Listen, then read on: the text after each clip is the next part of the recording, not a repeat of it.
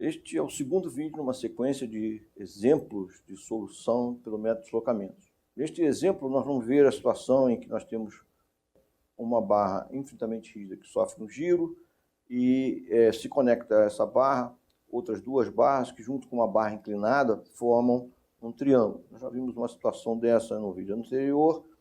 Aqui a única diferença é que a gente tem só uma questão sobre a aplicação de carga. No caso, a barra inclinada recebe uma força uniformemente distribuída, transversal ao seu eixo, e nós vamos ver a consideração do cálculo do termo de carga associado a esse problema, o termo de carga de translação, ou seja, uma reação força que atua sobre o sistema hipergeométrico, no caso zero, no caso básico zero, em que nós temos as deslocabilidades fixas. Também, esse exemplo tem articulações também que vão reduzir o número de deslocabilidades internas.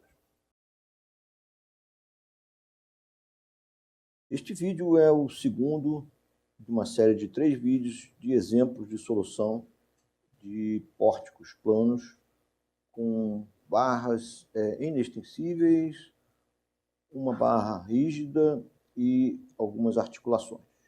No primeiro vídeo nós vimos um pórtico com barras ortogonais, barras horizontais e verticais, em que o giro de uma barra infinitamente rígida provocava o giro, induzia o giro em duas barras flexíveis adjacentes.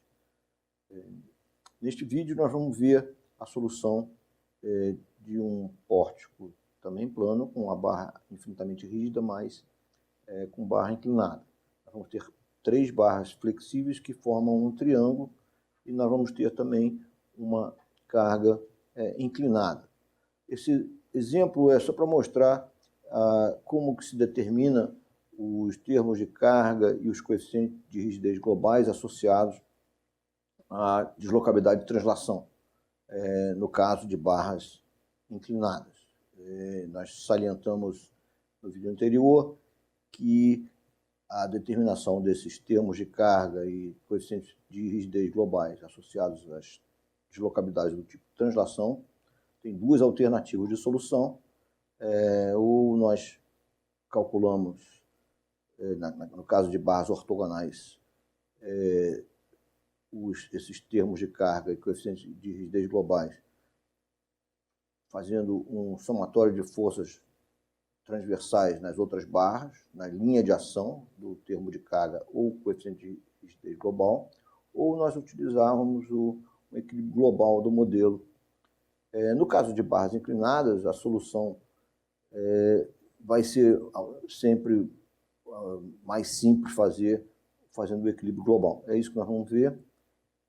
E no terceiro vídeo nós vamos ver uma situação bastante particular em que essas barras inclinadas, formando um triângulo, elas não sofrem só uma translação, mas sofrem um giro também. Isso é o próximo vídeo. Esse exemplo que nós vamos ver agora, esse exemplo é de esse pórtico em que a gente tem o pilar aqui, a coluna da esquerda vertical, é infinitamente rígida, tem um apoio do segundo gênero, ou seja, na parte inferior, na seção inferior, e o que permite que ela gire, né? E nós temos aqui uma rótula completa, ligando 3 barras flexíveis e um nó sem articulação, ou seja, todas as barras são inextensíveis e apenas essa barra vertical inferior é infinitamente rígida. Todas as barras têm a mesma rigidez ou inércia flexão EI, que é o produto do módulo elastado do material, e o momento de inércia da seção transversal. O que se deseja determinar é o diagrama de momentos fletores.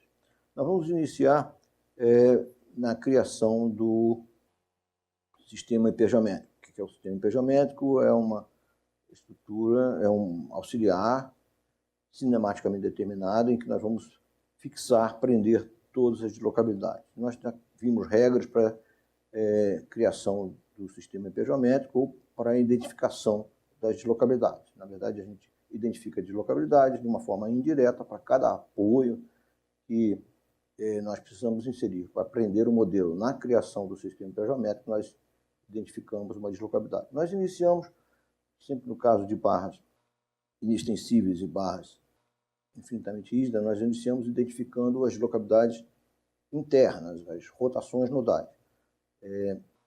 Nós vamos inserir chapas fictícias que fixam, que prendem as rotações, né? No caso aqui, a gente já viu regras para identificar isso. Nós temos aqui um nó que tem uma deslocabilidade, porque essa é ser considerada, porque ele é um nó que liga duas barras flexíveis sem articulação. Então, isso é a regra que nós temos para inserir uma chapa na criação do sistema hipergeométrico que vai fixar essa rotação, tá? No nó que tem articulação completa, nós não colocamos chapa, nós já mostramos essa simplificação. Nós vamos deixar a rotação do nó indeterminada. E em todos os casos básicos do método de deslocamentos, nós vamos considerar as três barras que chegam nessa articulação articulada, com rótula, né? E no caso aqui da barra infinitamente rígida, os nós adjacentes, a gente já viu que essa consideração, a gente não insere chapas, a gente vai explicar isso já já. Então, nesse caso, eu tenho aqui uma deslocabilidade interna, que é a rotação D1, e eu então inseri uma chapa fictícia 1 na criação do sistema hipergeométrico. O que acontece com a configuração deformada desse modelo só com esse apoio, né? Então, a gente já pode visualizar aqui essa configuração deformada, que está mostrada em tracejado aqui, e a gente já mostrou bastante isso, que a gente tem, no caso da barra infinitamente rígida, ela vai sofrer um giro sempre reto. Isso, que seja, ela vai ter uma rotação única para todos os pontos dela, porque ela é infinitamente rígida. Inclusive para o ponto extremo que faz a ligação com as duas barras flexíveis. Ou seja, o que está acontecendo aqui é que a rotação, o giro que a barra infinitamente rígida sofre, vai induzir rotações nas seções das barras adjacentes, seções flexíveis. Isso é uma coisa. Outra coisa é que a gente também está considerando que, apesar dessa barra infinitamente rígida girar, o nó no seu topo aqui, ele permanece na mesma linha horizontal. O mesmo ocorre com esse nó que tem a rótula aqui na direita. Porque esse pilar aqui da direita é inextensível, a hipótese que nós fazemos é que esse nó só pode se deslocar na direção perpendicular ao eixo dessa barra que é vertical, ou seja, só pode se deslocar na direção horizontal. E, ao mesmo tempo, nós também consideramos que esses dois nós aqui desse pavimento, eles têm o mesmo deslocamento horizontal. E, na verdade, o triângulo também é uma forma rígida, que a gente já viu, de barras inextensíveis, ou seja, o triângulo vai se mover como um corpo rígido. Então, entender a configuração deformada que nós temos aqui para fins de translação, esse triângulo é uma forma rígida, mas as barras podem ter deformações por flexão. Então, a configuração deformada aqui está mostrando, está bem claro, o ângulo entre essas três barras é 90 graus, permanece na configuração deformada de 90 graus. Então, há uma rotação na extremidade inferior da esquerda superior e há uma rotação na seção esquerda da viga aqui, né? A tangente então sai inclinada aqui nessa viga, a tangente sai inclinada do pilar, o ângulo de rotação dessa inclinação na extremidade que conecta a barra infinitamente rígida é o mesmo ângulo, certo? Nós vamos ver isso então no caso 2, e quando tem articulação, o ângulo não permanece igual ao original, porque a articulação não vincula isso, não tem essa condição de compatibilidade. E o que a gente está vendo é que essa barra inclinada, ela se move reta como um corpo rígido, não tem porquê. Então, o pilar da direita tem essa deformação indicada, com a tangente chegando vertical aqui embaixo, por causa do engaste, e isso nós vamos considerar. O que nós estamos vendo aqui, nós temos aí essa translação dessas três barras formando esse triângulo. Esse triângulo está tendo um deslocamento de corpo rígido. Então, nós vamos resumir tudo que foi dito de uma forma escrita, tá? Então, é importante entender que o giro de uma barra infinitamente rígida está associado aos deslocamentos transversais de suas extremidades, pois a barra é sempre reta. Existe uma dependência entre a rotação e as translações transversais ao eixo da barra. Isso, o fato dela ser uma barra sempre reta e infinitamente rígida. Então, na criação do sistema empejométrico, nós temos que impedir esse giro. Nós podemos impedir esse giro colocando uma chapa também, nós já mostramos isso, e a chapa pode estar até, na verdade, em qualquer posição da barra infinitamente rígida. Mas nós preferimos, é mais intuitivo, mais fácil de entender, colocar um apoio do primeiro gênero que fixa a translação de um nó na extremidade da barra. No caso, o nó que tem a translação é o nó superior da barra infinitamente rígida. Essa fixação do deslocamento transversal no nó superior também prende a rotação do nó. Nós já vimos isso, então quando nós temos barra infinitamente rígida, nós vamos sempre procurar introduzir apoio do primeiro gênero para fixar o deslocamento transversal, que por sua vez também fixa a rotação. Então, o sistema empejométrico que vamos fazer, ele vai fixar esse deslocamento horizontal do nó superior da barra infinitamente rígida, que por sua vez fixa também o deslocamento do outro ponto, né? Porque já é aquela triangulação, esse nó do engaste está fixo a translação, esse nó agora, que com apoio 2 também está fixo a translação, já fixou o nó da direita também. Por sua vez, por triangulação, o nó lá que tem a chapa 1 também está fixo a translação, e porque isso forma aquele triângulo. Então, ou seja, esse apoio 2, ele prendeu o deslocamento horizontal dos 3 nós do triângulo. E é isso mesmo, a gente já tinha visto que, pela regra 2 lá de barras inextensíveis, um triângulo é uma forma rígida na translação, basta prender o movimento de corpo rígido dele. Ele já não tinha deslocamento vertical, esse triângulo formado por 3 barras, o que nós fizemos foi inserir um apoio que prende o único movimento que ele tinha. Ele também não tinha rotação, porque os dois pilares aqui são inextensíveis, então os 2 nós têm que ficar sempre, os nós do pavimento têm que ficar na direção horizontal. Então ele não tinha deslocamento vertical, nem tinha rotação, só tinha uma translação e que nós colocamos o apoio 2. Na verdade, o apoio 2 tem outras alternativas. Nós podemos colocar o apoio 2 aqui no nó, no topo da barra infinitamente rígida, mas nós podemos colocar lá em cima, no nó que tem a chapa 1, que vai prender o deslocamento de corpo rígido horizontal do triângulo. Qualquer um dos 3 nós do triângulo, a gente pode colocar o apoio fictício 2, que vai prender essa translação que estava existindo. Então, nós vamos adotar aqui essa solução da esquerda, colocando esse apoio, mas seria indiferente, realmente seria a configuração deformada do caso 2, seria a mesma, qualquer uma dessas alternativas aqui. Depois que nós identificamos o nosso sistema empejométrico, a gente vai seguir uma receita que é uma superposição de casos básicos, utilizando o sistema empejométrico como estrutura auxiliar. É o que nós vamos fazer em seguida. O primeiro caso básico é o caso 0, é o caso em que nós isolamos o efeito da solicitação externa. O caso é o carregamento transversal à barra inclinada. Essa força uniformemente distribuída de 16 kN por metro na barra inclinada. Então, as dimensões aqui desse pórtico, eu tenho na horizontal 4 metros, na vertical 3 metros de triângulo aqui, né? No primeiro pavimento tem uma altura de 4 metros. Então, essa barra inclinada ela tem um comprimento de 5 metros. Né? O que nós queremos obter do caso 0 são os termos de carga beta 1,0 e beta 2,0, que são as reações de engastamento que fazem, o que equilibra esse modelo nessa configuração deformada, em que as deslocabilidades são nulas, ou seja, está prendendo os apoios fictícios estão prendendo completamente o modelo, e atua a solicitação externa. O que nós temos aqui é uma solicitação, uma força distribuída transversal aqui ao eixo da barra, isso vai provocar uma flexão de engastamento perfeito local de uma barra. Isso é uma solução fundamental conhecida. As barras descarregadas, nesse caso,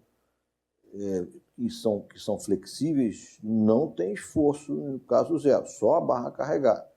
A barra infinitamente rígida, ela nunca tem deformação, flexão, então vai depender de como que se dá o equilíbrio do conjunto, né?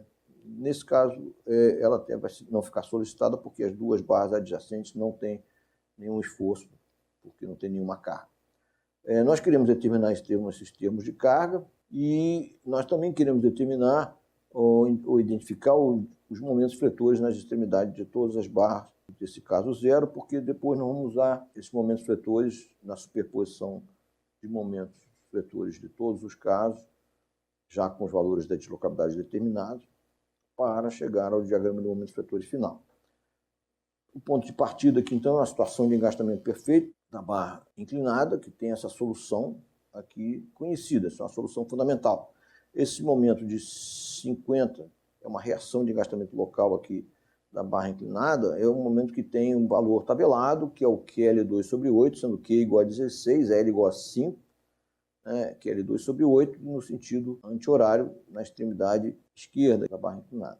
A outra extremidade é articulada, então não tem momento, aqui não tem reação-momento, e nós já vimos também que as duas reações transversais aqui, na extremidade, tem um engaste, é 5/8 da carga total, 5/8 de Q vezes L, de 16 vezes 5, e a outra, o que dá esses 50 kN, e a outra reação é 3/8 de Q, toda a carga. A barra está em equilíbrio, a solução fundamental satisfaz o equilíbrio local. A questão toda é que esses esforços transversais têm que chegar aqui, é o ponto de partida da solução fundamental. Como que esses 50 e esses 30 chegam lá, não tem outra alternativa a não ser através dos esforços axiais nas outras barras adjacentes. Por que isso? Porque as outras barras não têm momento fletor, porque poderiam se deformar e não tem deformação por flexão. Se não tem momento fletor, também não tem esforço cortante. Então só resta para elas terem esforço normal. E como o esforço normal de uma barra inextensível nós não sabemos a priori, elas podem ter qualquer esforço normal, então, de alguma maneira, via esforço normal, chega esses esforços cortantes aqui na biga inclinada. Essa transmissão via esforço normal, no caso de barras ortogonais, é simples, porque as barras são horizontais e verticais. No caso de barra inclinada, a gente teria que fazer aqui uma decomposição, fazer o transporte de via esforço normal. Mas nós já vimos que, para determinar o que nós queremos chegar no final, é esse beta 2,0 aqui, a determinação dele, a força, o termo de carga associado à deslocabilidade de translação. É uma força, e de alguma maneira tem que chegar lá.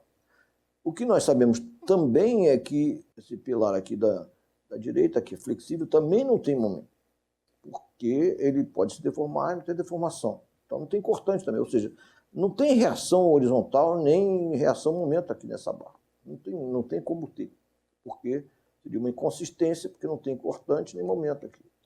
Já na barra infinitamente rígida, a gente não saberia a priori, mas nesse caso, porque não há momento fletor nas barras flexíveis que chegam na barra infinitamente rígida, então o momento fletor na barra infinitamente rígida também é zero. Ou seja, não tem cortante, não tem reação horizontal aqui nessa barra infinitamente rígida. No apoio de segundo gênero que fica na base da barra infinitamente rígida. Ou seja, para onde que vai essa força total aqui? Ela só tem um lugar para ir, só tem um lugar que é o beta 2,0. Então, nós vamos ver, essa é uma maneira simples de fazer o equilíbrio global aqui, porque a gente só tem uma incógnita por termos de força horizontal, que é o beta 2,0. Então, ficou bem simples determinar aqui os termos de carga. Então, só repetindo de uma forma escrita o que a gente acabou de comentar, nós teríamos duas alternativas. Seria a transmissão para determinar o beta 2,0. Eu poderia fazer a transmissão de esforços conhecidos na extremidade das barras como esforços normais nas barras adjacentes, ou nós vamos fazer isso que é complicado, no caso das barras inclinadas, é trabalhoso, não é complicado, mas é trabalhoso, não há necessidade disso, porque a outra alternativa é muito simples. A alternativa é que nós vamos fazer o equilíbrio global das forças na direção da deslocabilidade externa. No caso, é horizontal. Isso só é possível, evidente, se nós tivermos uma única incógnita para termo de carga horizontal ou outras reações horizontais. A gente sabe que as reações na base são nulas, então só tem uma incógnita que é o beta 2,0 horizontal e não vamos utilizar, então, o equilíbrio global. Então, nos demais casos, nós também vamos utilizar esse mesmo procedimento do equilíbrio global. Vai ser sempre mais simples. Eu vou salientar essa alternativa, mas nesse caso de barras inclinadas, é mais simples a gente fazer esse equilíbrio global, como a gente já salientou. O exemplo que nós vimos no vídeo anterior, a gente mostrou as duas alternativas e viu que as duas eram simples, então, obviamente dão o mesmo resultado, né? Então, é o que nós vamos ver. Nesse caso, então, nós temos a determinação do beta 1,0, que é o momento que vem através da chapa fictícia 1. Nós já demonstramos isso, nós já vimos que a indicação aqui dos momentos na extremidade das barras, esse mais 50, que é o momento que atua na extremidade da barra, no sentido anti-horário, dá esse mais 50, nós já vimos que esse é o mesmo sentido do beta 1,0, que é o momento que está a chapa aqui. Se tivesse um momento na barra vertical aqui do triângulo, seria a mesma, só somar esse momento com o sinal que ele teria na conversão de sinais do metro, que é o que está indicado aqui, esse mais 50. Então, a determinação do termo de carga de momento é só somar os momentos nas barras adjacentes aqui, com o sinal que eles têm, então dá esse mais 50.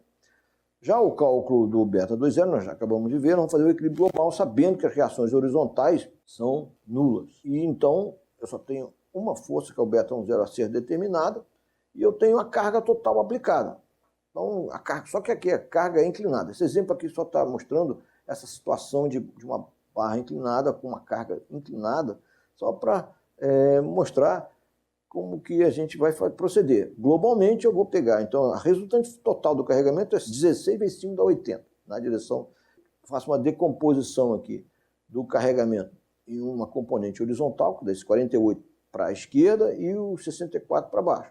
É só fazer aqui trigonometria, não tem nada de complicado isso. Simplesmente, se nós fizermos aqui o equilíbrio somatório de força na direção horizontal igual a zero, eu tenho a componente horizontal da carga aplicada a 48 para a esquerda, o beta 2,0 tem que ser 48 para a direita para equilibrar, e isso dá, então, mais 48, porque a convenção é que uma força horizontal no sentido da esquerda para a direita é positiva. Então, vimos aqui, o caso 0 foi muito simples, ele veio direto da solução fundamental, que está aqui, equação de engastamento da barra inclinada, que tem uma articulação na extremidade inferior, e determinamos esse mais 50, deu o beta 1,0, e o beta 2,0 foi simplesmente, nós fizemos o equilíbrio global, porque a transmissão de esforços cortantes, esses esforços de 50 e 30, vai chegar lá, de alguma maneira tem que chegar lá, e só tem como chegar via esforço normal, mas isso é mais complicado, é mais simples fazer essa solução de equilíbrio global. O segundo caso básico nessa superposição de casos básicos dessa solução pelo método de deslocamentos é o caso 1, um caso em que nós vamos isolar o efeito da deslocabilidade D1, esse é o procedimento que nós já sempre praticamos nos métodos de deslocamentos, e o que nós fazemos é impor uma rotação unitária ao modelo, considerando que a rotação é pequena, mas isso porque a gente considera o valor D1, que é uma incógnita, multiplicando lá de fora, deixando em evidência D1. Então a gente aplica um recalque rotacional nessa chapa 1, impondo essa rotação unitária, e o modelo se deforma dessa maneira. O apoio 2, no caso 1, a deslocabilidade D2, né? E o que nós queremos obter são os valores dos chamados coeficientes de rigidez globais, K11 e K21, que são o momento e a força que atuam através dos apoios fictícios do sistema hipergeométrico para manter o sistema hipergeométrico, para manter o modelo em equilíbrio nesta configuração deformada dada, em que D1 é igual a 1 e D2 é igual a 0. A configuração deformada das barras adjacentes, a chapa que está impondo esse giro, está mostrada em tracejada. Aqui tem uma diferença em que, no caso da barra inclinada, a extremidade inferior é articulada, ou seja, não há uma exigência da tangente chegar com a mesma inclinação original da barra. Então, a barra vai ter uma deformação tal que não tem uma mudança de concavidade, tem uma única concavidade. Já a barra vertical aqui do triângulo, a extremidade inferior, ela está engastada. Esse apoio 2 prendendo o deslocamento transversal, horizontal aqui do pavimento, prende a rotação da barra infinitamente rígida, então ela funciona como se fosse um engaste aqui embaixo. Então a tangente sai inclinada em cima e chega embaixo, vertical. Então aqui há uma mudança de concavidade. Isso vai gerar as soluções fundamentais que nós precisamos aqui para começar o problema. A gente começa pela configuração deformada e olhamos as soluções fundamentais, que são os coeficientes de rigidez locais das barras deformáveis. Nós temos aqui, então, a barra inclinada, que sofreu um giro unitário, né, D1 igual a 1, e a extremidade inferior articulada. Então, o momento necessário para dar esse giro unitário é 3EI sobre L, sendo L igual a 5, vezes o valor da rotação, que é 1, é unitário. Então, é 3EI sobre 5 é esse momento. Eu até indiquei aqui que tem os cortantes, a gente poderia ter colocado o valor, mas eu não estou poluindo aqui a imagem, porque não precisa, nós já falamos sobre isso, tanto na barra inclinada como na barra vertical, vão ter, a barra tem uma solução fundamental e os cortantes são, as forças transversais, fazem que tudo fique em equilíbrio da barra isolada, tanto uma quanto a outra, mas esses cortantes nessas barras tem que chegar lá, é a solução fundamental, só que eu não estou indicando o valor porque não precisa, a gente vai usar aquele artifício de fazer a solução global para determinar o termo de carga K21, que é a reação nesse apoio fictício 2 aqui. Então, de alguma maneira, essas forças têm que vir via esforço normal em todas as barras, inclusive nessa barra horizontal aqui, tem que chegar nesse apoio do segundo gênero ou tem que equilibrar o modelo como um todo. O que não pode vir é para o engaste aqui embaixo, porque não tem cortante nessa barra, não pode ter reação horizontal aqui. É o único lugar que ela pode até vir aqui para esse cortante, mas tem que... Como é que a gente vai descobrir para onde que elas vão? A gente tem uma maneira mais simples de fazer, é saber o que ocorre com a barra infinitamente rígida, ver exatamente quais são os momentos e os cortantes nessa barra para poder definir esse equilíbrio global. Nós não sabemos a priori o que vai para a barra infinitamente rígida, então é sempre uma consequência do resto. O que nós sabemos é que ela substituiu a chapa que nós colocaríamos aqui nesse nó para absorver esse momento de 2EI sobre 3, que é o que acontece lá. Então, esse momento tem que ser absorvido por equilíbrio interno, e é o que ocorre. Então, nós vamos, sempre que nós temos uma barra infinitamente rígida, a gente faz esse procedimento em que a gente vai ver o momento que aparece nela como consequência do equilíbrio do nó, e vai conhecendo esses momentos das outras barras, a gente vai ver qual é o equilíbrio na barra infinitamente rígida. Então, isso é só relembrando que nós já vimos, assim, a determinação dos esforços internos na barra infinitamente rígida. Os momentos de esforço importantes de uma barra infinitamente rígida não são determinados a priori com base na configuração deformada. Isso porque as barras infinitamente rígidas não têm configuração deformada, elas ficam sempre retas na configuração deformada do modelo. Mas não quer dizer que essas barras não tenham momentos fletores, nem esforço cortante, quer dizer que elas simplesmente não se deformam por flexão quando tem momentos fletores. Então, os esforços internos sempre são determinados como consequência do equilíbrio do conjunto. Então, isso a gente já viu, só estou recordando neste exemplo. Vimos que o momento fletor que vai para a barra infinitamente rígida tem que haver um esforço interno, que é ação e reação, que se ele atua na barra vertical do triângulo, no sentido anti-horário, de 2EI sobre L, sendo L igual a 3, né, a extremidade de sofre o giro tem um momento que é 4EI sobre L, na extremidade oposta é a metade. A gente já sabe disso, já viu, isso é a solução fundamental. Então, o que vai para a barra infinitamente rígida é esse momento no sentido horário de 2EI sobre 3. E os cortantes são tais que essa barra, os esforços transversais nessa barra infinitamente rígida, são tais que equilibram a barra quando se tem esse momento de 2EI sobre 3. Tudo aqui isoladamente está em equilíbrio, tudo globalmente está em equilíbrio. É isso que nós estamos satisfazendo o tempo todo. Dada uma configuração deformada, nós estamos determinando como que cada barra fica em equilíbrio nesta configuração deformada. No caso das barras flexíveis, é uma solução fundamental. No caso da barra infinitamente rígida, essa transmissão de momentos pelos nós para que haja o equilíbrio do conjunto. Então, o valor das forças transversais são o momento total, no sentido horário. Então, o conjugado formado pelas forças transversais é um momento no sentido anti-horário, por isso que a força de cima vai para a esquerda, de baixo vai para a direita. Quem fornece essa força de cima, obviamente, vai uma parcela do K21. E embaixo, que é aqui no apoio, quem fornece é o apoio de segundo gênero, a reação externa. Então, eu já determinei essa reação. Essa reação tem que ser 2EI sobre 12, ou seja, EI sobre 6, para direita, porque isso é o que faz o equilíbrio da barra. E aí eu já tenho essa barra daqui, do pilar da esquerda, não tem cortante, então só tem uma reação vertical. Com isso eu posso, por equilíbrio, chegar agora, equilíbrio global na direção de força, na direção horizontal, chegar no valor do K21, que é esse valor em que dá exatamente, eu tenho aqui uma força para a direita de EI sobre 6. Então, o K21, que está indicado aqui no sentido positivo dele, se eu fizer o somatório de Fx igual a 0, vai dar que o K21, na verdade, é menos aí sobre 6, ou seja, o sinal está dizendo que é contrário ao que está indicado, que é o sentido positivo. Já o K11, a gente já viu que é só a gente fazer uma soma dos momentos adjacentes na convenção de sinais do método, que esse 3 aí sobre 5, esse 4 aí sobre 3, se eu fizer a soma desses dois momentos com os sinais que ele tem, eu tenho o K11, que é o coeficiente de rigidez associado aqui à deslocabilidade 1, no caso 1. Essa soma dá esse valor 29 aí sobre 15.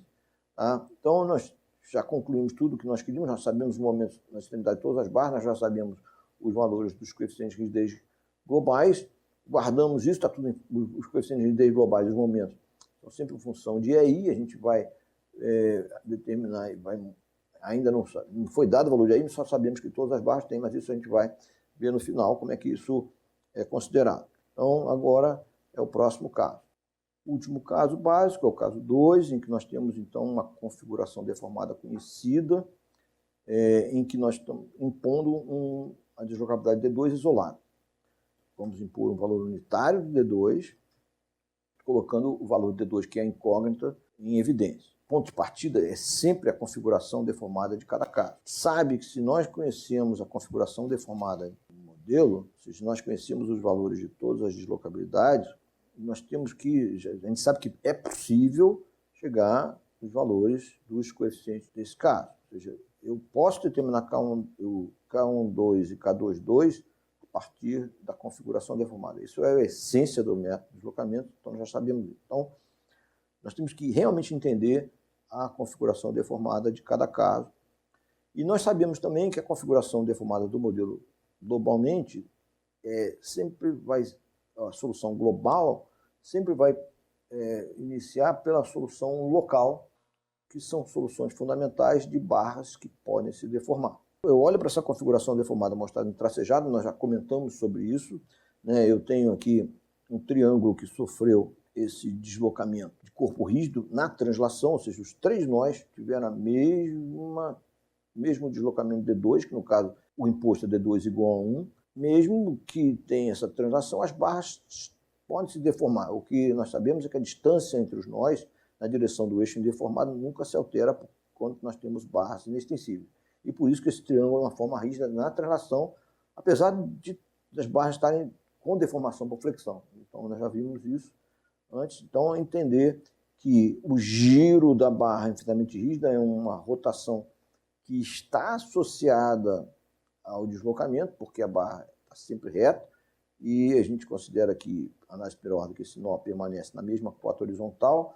Então, esse ângulo de rotação aqui, uma rotação no sentido horário, θ2 igual a 1/4. Nós estamos aproximando o ângulo à tangente. Então, a tangente aqui, o cateto oposto é 1, o cateto adjacente, que é o comprimento do pilar aqui original, que é 4, então dá essa rotação θ2 igual a 1/4 no sentido horário. Essa rotação é uma rotação que a barra infinitamente rígida sofre, porque ela está conectada rigidamente com as duas barras flexíveis aqui do triângulo. Essa rotação da barra infinitamente rígida induz uma rotação das extremidades que se conectam, das outras barras que se conectam nela.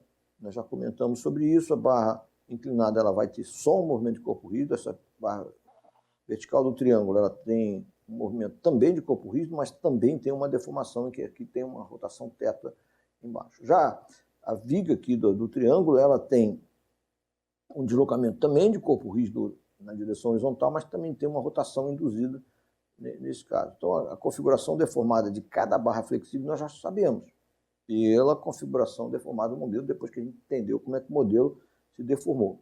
A base do método de deslocamento é você, em cada caso, conhecer a condição cinemática que ocorre no modelo. E isso é o ponto de partida do caso. Com base nisso, a gente sabe determinar tanto os momentos em todas as barras, quanto os coeficientes de rigidez globais de cada caso, também as outras reações dos apoios originais. Vamos resumir isso que foi dito. Dada uma configuração deformada de um membro estrutural de uma barra, onde se conhece todas as suas duas deslocabilidades, é sempre possível determinar as forças e momentos atuando na direção da deslocabilidade, que atuam na direção da deslocabilidade e equilibram a barra na configuração deformada imposta. Isso vale para a barra isolada, como vale para o modelo também. Nesse caso, então, resumindo o que a gente já falou, quer dizer, o ângulo θ2 é pequeno, e que é o ângulo de giro da barra infinitamente rígida, e nós estamos aproximando pela tangente, e o valor θ2 é d2 sobre 4. No caso 2, o d2 é igual a 1 dentro daquele colchete, porque o valor de d2 é colocado em evidência do lado de fora. Observa-se também que o D2, o giro da barra infinitamente rígida, induziu rotações nas seções adjacentes das barras flexíveis. E vê-se que o triângulo, nesse caso, tem um deslocamento de translação de corpo rígido, apesar das barras também terem deformações por flexão. Só um resumo do que nós já falamos, e é bom ter de uma forma escrita para poder ficar bem documentado. Então, levando isso tudo em conta, nós temos aqui as duas barras flexíveis com as soluções fundamentais que nós conhecemos, ou seja, eu conheço a configuração deformada dessas duas barras flexíveis. A barra inclinada ficou reta, então os momentos nela são nulos, ela poderia se deformar e não tem deformação por flexão, então os momentos são nulos, portanto são nulos. Já essas duas outras barras do triângulo têm deformações conhecidas, ou seja, na barra vertical tem um giro de θ2 no sentido horário, θ2 igual a 1/4, e a viga horizontal tem um giro também no sentido horário, θ2 igual a 1/4. As barras têm extremidades opostas. No caso da barra vertical, a extremidade oposta é engastada, a rotação chega nula lá em cima, por causa que a chapa 1 prende isso no caso do 2, e a outra barra tem uma articulação na extremidade oposta, então aqui não tem mudança de concavidade na viga, e aqui tem uma mudança de concavidade. Chega com a tangente inclinada aqui de θ2 igual a 1/4 no sentido horário, e lá em cima chega com a tangente vertical, ou seja, há uma mudança de concavidade na barra. Os momentos que aparecem nessa situação é um momento que tem 4i sobre L vezes a rotação, L igual a 3, no sentido da rotação, então é no sentido horário também.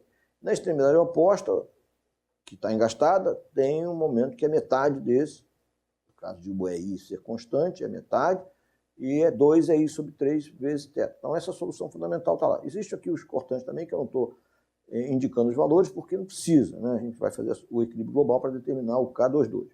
E aqui na barra horizontal eu tenho o momento 3i sobre 4 vezes θ2, porque a extremidade oposta articulada, então o momento é 3i sobre L, sendo L igual a 4, a rotação imposta θ2 igual a 1/4. No sentido horário, então esse momento também é no sentido horário, e os cortantes que aparecem aqui equilibram a barra, mas não estão indicados. Vai lá para... Os cortantes vão lá para baixo, mas não estou nem interessado nessas reações verticais. Então esse é o meu ponto de partida, olhando a configuração deformada e vendo o que acontece nas barras. O pilar aqui da direita, ele tem essa deformação, que a extremidade superior sofre um deslocamento de D2 igual a 1, e engastado. O momento que aparece é uma solução fundamental, que é esse 3i sobre 4 ao quadrado, está aqui, quem forneceu aqui embaixo é o engaste, e também aparece essa reação, a força transversal, que é a reação no engaste, reação horizontal, que é 3i sobre 4 ao cubo. Também é uma solução fundamental, vai direto. O que nós não sabemos, a priori, é o que vai para a barra infinitamente rígida. Então, é aquilo. Nós vamos determinar o momento que vai para a barra infinitamente rígida com uma consequência do equilíbrio do nó. Essa transmissão vai dar aqui um momento que é esse que está indicado. 25i sobre 12 vezes θ2 no sentido anti-horário. De onde vem isso? É o equilíbrio, ou seja, dois momentos no sentido horário, eles vão se somar e vai ter um efeito de ação e reação, aqui um esforço interno. Então, esse valor, 25i sobre 12 vezes θ2, é, na verdade, a soma desses dois momentos. 4i sobre 3 vezes θ2, mais 3i sobre 4 vezes θ2, dá esse 25i sobre 12 vezes θ2, sendo θ2 igual a 1/4. E o sentido dele é o contrário aos dois momentos, porque é um efeito de ação e reação. Daí nós vamos ter, então, os esforços transversais na viga infinitamente rígida, ou seja, eu vou descobrir essa reação horizontal. Quem fornece esse esforço transversal aqui, infinitamente rígida, é o o apoio de segundo gênero.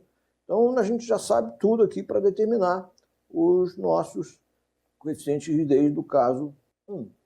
Eu sei esses momentos todos que aparecem nessas barras flexíveis, todos são no sentido horário, então por isso que é menos que aparece, estão indicados aqui.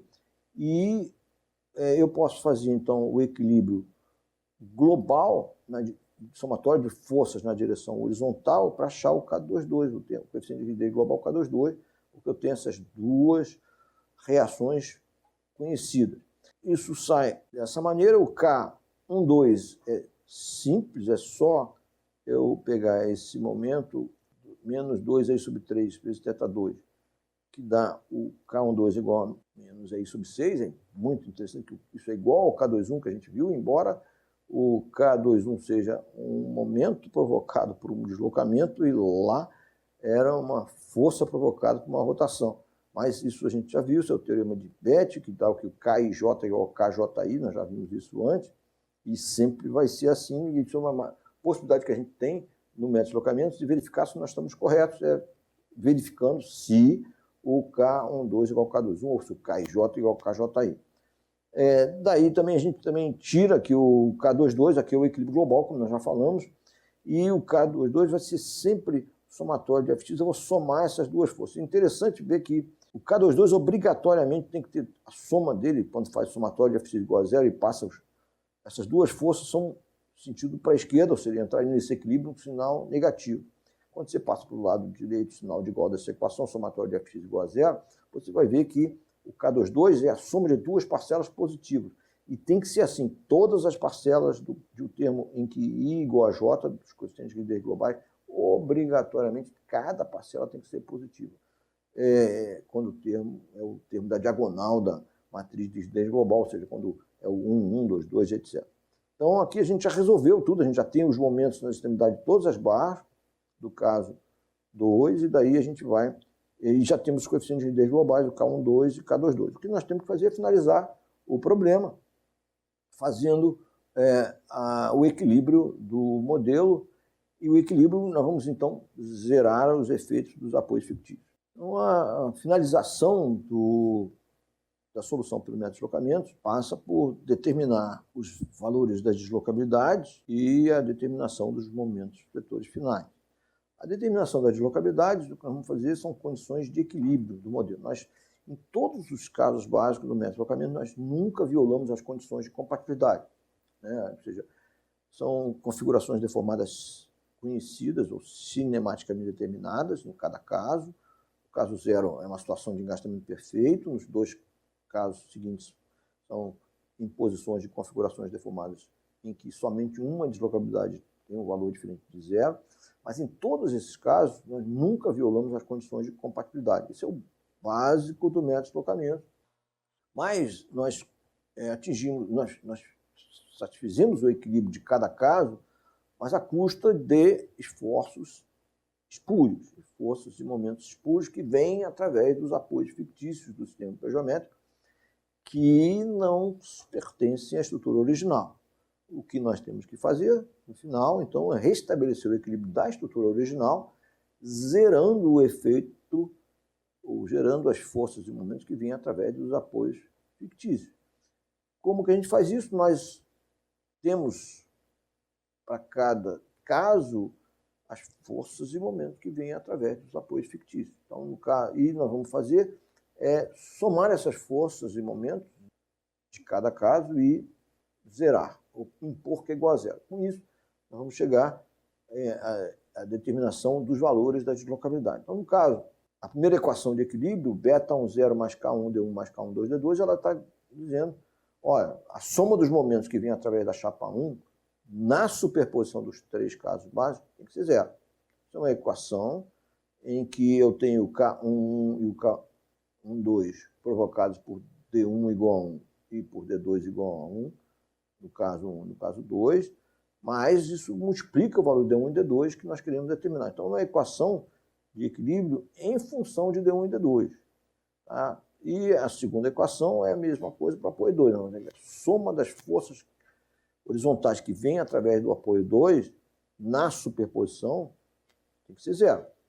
é o beta 2,0, mais o K21D1, K21 provocado por D1 igual a 1, mais K22D2, K22 provocado por D2 igual a 2. Então, o que nós temos aqui é um sistema de equações de equilíbrio em função de D1 e D2, que são as incógnitas. O que nós queremos determinar disso aqui? Quais são os valores que D1 e D2 têm de ter para que eu tenha zerado o efeito dos apoios fictícios, ou seja, para que eu tenha restabelecido as condições de equilíbrio que até então foi obtida através dessas reações, essas forças espúrias dos apoios fictícios, forças de momentos espúrios. Então, isso é um sistema de equação de equilíbrio. A gente tem os valores dos termos de carga, 5, beta 1,0, beta 2,0, 50 e 48, foi anotado. Os coeficientes de rigidez todos estavam em função de AI, eu estou colocando o parâmetro AI do lado de fora da matriz, aqui é a matriz de global, que é simétrica, os termos da diagonal são sempre maiores em geral e são positivos sempre, os termos fora da diagonal pode ser positivo ou negativo, mas tem que ser iguais. E isso aqui, colocando de uma forma matricial, resolvendo esse sistema, a gente tem essa solução. Eu coloquei aqui com 3 casas decimais e 2 casas decimais, só para ter precisão. Na verdade, eu não dei o valor de EI, eu só sei que todas as barras têm, mas o D1 e o D2 deram sinais negativos, quer dizer o quê? D1, uma rotação negativa, significa que é uma rotação no sentido horário. O D2 é negativo, quer dizer que é um deslocamento horizontal no sentido da direita para a esquerda. E todos em função de AI. Então, um valor pequeno, porque aí é um valor grande, se for colocar em quilonewton-metro da ordem de 10 a 4, 10 a 5, então esse valor dessas rotações, de rotação D1 e de deslocamento D2 vão ser valores pequenos. E com base nisso, a gente vai obter a superposição de momentos vetores dos demais casos, sendo que nós vamos primeiro, aqui na esquerda, a gente faz uma soma na convenção de sinais do método, né? E nós temos a superposição M final é igual a M0, M do caso 0, mais o M do caso 1 vezes D1. Lembre que M do caso 1 é para D1 igual a 1. E mais o M do caso 2 vezes D2, sendo que o M do caso 2 é para D2 igual a 1. Sendo que M1 e M2 é uma função de EI. E o D1 e o D2 é a função de 1 sobre EI. Então vai cancelar isso aí. Nós vamos, então, somando esses momentos na extremidade de todas as barras, a gente vai verificar, vai obter esses valores aqui na convenção de sinais do método de deslocamento. Porque a gente obter esse valor aqui, a soma desses dois momentos, dá menos 17,9, mais 17,9 dá zero, tem que ser porque a gente impôs isso naquela primeira equação. A gente disse que o efeito final do momento que vem através da chapa 1 é zero. Então é isso que a gente está obtendo aqui. Os valores de D1 e D2 fazem com que isso aconteça. Aqui, já no equilíbrio desse nó aqui, conexão da barra do triângulo flexíveis aqui com a barra infinitamente rígida, a soma dá zero também dos momentos, mas nós fizemos isso, nós tratamos disso caso a caso. Em todos os casos nós obrigamos que a soma desses momentos fosse nulo, mas obviamente tem que ser satisfeito aqui na superposição. Depois, no final, esses momentos indicados aqui, eles fazem sentido só para a questão de fazer o equilíbrio. O que nós queremos é um traçado convencional do diagrama de momentos vetores, ou seja, nós temos que interpretar esses sinais e desenhar o diagrama de momentos. Só que a nossa convenção de traçado é que a gente desenha as ordenadas do diagrama do lado da fibra tracionada. Nós já fizemos isso antes várias vezes, é só uma questão de interpretar cada momento de extremidade de barra, que fibra que traciona na extremidade. Vou repetir isso, já está feito, aqui só está a solução.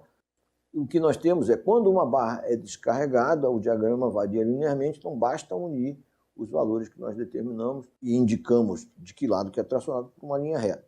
Quando tem uma carga no interior da barra, o que a gente faz é um procedimento que a gente chama de pendurar o diagrama de viga biapoiada para o carregamento correspondente.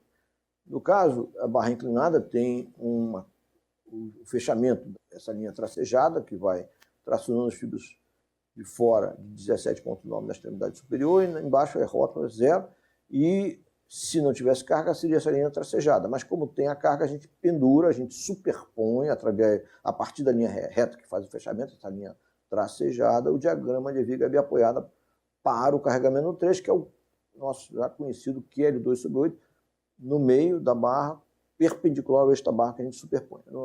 O valor final aqui do momento, tem que fazer a conta de como é que chegaria lá, não está indicado, e nem é o valor que onde é o momento máximo, né, que só está indicado essa maneira de determinar o diagrama de momento. E aí, então, a gente finalizou Esse exemplo é um exemplo que vem a seguida, que é o último exemplo dessa aula, vai ser um próximo vídeo. A gente vai ver uma situação bem particular, mas é para exemplificar bem a essência do método de deslocamento.